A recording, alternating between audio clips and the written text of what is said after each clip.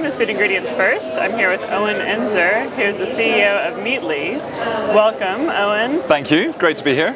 So we are at the future of protein production in Amsterdam right now, and everyone's wondering what's the future going to be.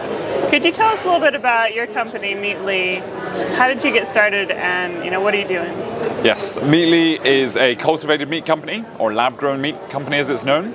So we take a single sample of cells from one egg, one time, and from that we can create an infinite amount of meat forevermore without ever involving another animal.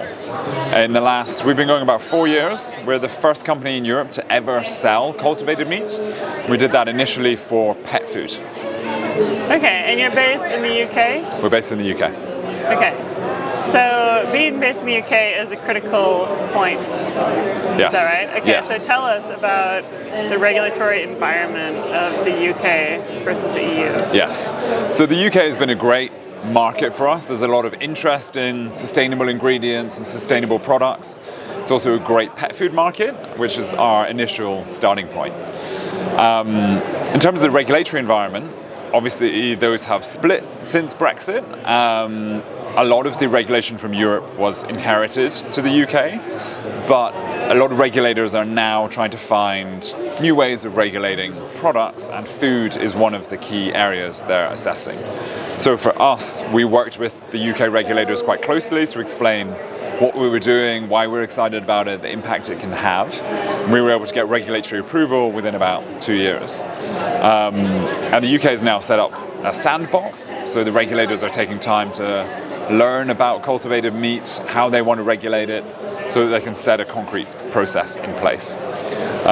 In Europe, they are also trying. The challenges is more bureaucratic because you need member state agreement on everything, so everything just takes a bit longer.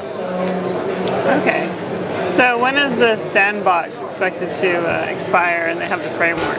So it started this February. It's a 2-year program, and as part of that, they want to approve 2 products through the risk assessment process. That doesn't mean they'll fully be able to sell yet, but it means they would have gone through the safety review process. And then hopefully from that, we will have a consistent process that companies can follow to get approval for food. And you said that pet food was a starting point, so where are you looking to head next?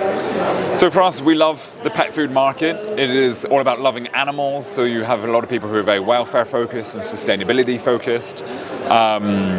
And there's a lot of demand in pet food. So if it's an industry that we love, we'll stay in pet food for a long, long time.